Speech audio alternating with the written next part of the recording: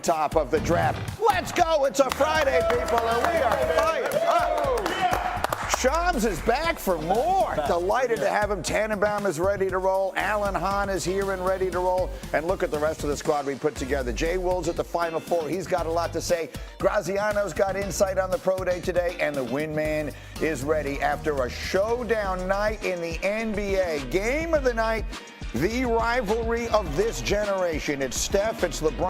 Warriors by 13 at the break. But the fourth quarter, this one got good. The Warriors lead is 8. LeBron guarding Jimmy. Close. Butler knocks it in. He had 11. Warriors by 11. But these teams would start trading. Point game with 5 minutes to go. A few plays later, still a 7-point game. Hachimura, no. Luka Doncic, it wasn't his night, but he gets this one to go. It's a 5-point game.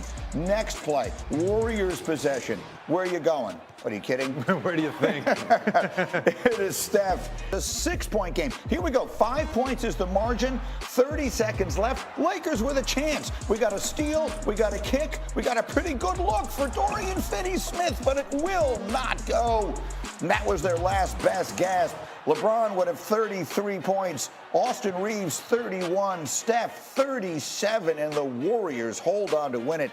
123-116, a huge night in the NBA and exactly the game we were hoping these two heavyweights would give us. Let's say it directly. This Warriors team is going to be a tough out in the playoffs. Since Jimmy Butler made his debut on February 8th, Golden State is 20-4, but that's not giving them nearly enough credit.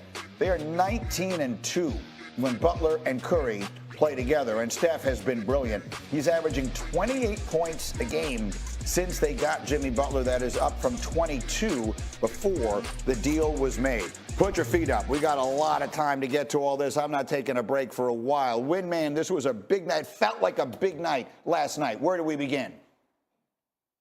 Yeah, a huge moment for the Warriors. They were in position where they could really go either way. As well as they've played, there's no margin for error. They're playing the 6th game of a road trip, 14 days in, Greeny. They come into the Lakers. They have been 0-3 against the Lakers this year. They've been awesome on their home floor in crypto, and they deliver an absolute brilliant performance. Steph Curry, 37 points in 34 minutes. What else could you ask for him? And then Brandon Podziemski, who we look at that record with Curry and Butler, but when Brandon Podziemski has been in the starting lineup with Moses Moody and their other big three, these guys are 12-0. Podziemski outplayed Luka Doncic in LA last night. This was a game that in the fourth quarter, both teams were desperate to win, and it was the Warriors that made the bigger plays, and that gets them in great position and buys them some margin for error going into 2 more huge games this week, starting tonight at home against Denver. JWill, what was the first thing you said to me in our call this morning about the best player on the floor last night? That it was easily Steph Curry. And this is the best rivalry that we have right now in the NBA between the Golden State Warriors and the Lakers because of the history of LeBron James and Steph. Now, LeBron James did his thing down the stretch that is going to prove to something to be a challenge of Golden State to stop with his size and his physicality. But look, them not having a rim protector, the way Steph is able to space out the floor, the way they're able to utilize him in continuity, and like Wendy said, Podziemski making shots from the outside, carrying the load in the first quarter to keep them in the game. But Steph Curry continues to prove that he is playing at an outer-world pace right now, and he's one of the reasons why people are going to choose them to end up in the Western Conference Finals. Again, Steph with 34 last night, and you were talking to me this morning, Shams, about chemistry. This Golden State team looks like they feel like maybe know that they've got something. Their camaraderie is at a level it had never been throughout the year. And it starts with hope, it starts with optimism, but it starts with little things like going to soccer games together. It starts with going to dinners together, spending nights out till 3, 4 in the morning for Stephen Curry's birthday party with the big three, Draymond Green, Stephen Curry, and Jimmy Butler, spending that time together. There was trepidation going into acquiring Jimmy Butler. How would he mesh with Draymond Green? How would he mesh with Stephen Curry? He's a different type of player than they've had there, but he's completely bought in and he's completely been able to lead this team. He's made players around him better, and that's something Jimmy Butler's done over the course of his career. And what I saw last night as well is Jonathan Kuminga. The way he played, the numbers speak for themselves. He's closing games for them.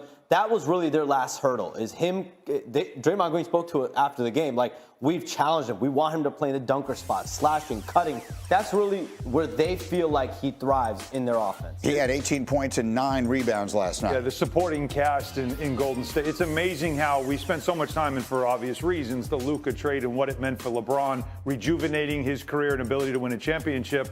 But what you're seeing in Golden State is exactly the same thing for Steph Curry and for the Warriors. Is it rejuvenates their ability to try to believe that they can win another championship. They have built a roster with great supporting cast, but now you've got another winner on that team. And what that's done for Draymond Green's attitude and personality and what you see on the floor, they are a much different team.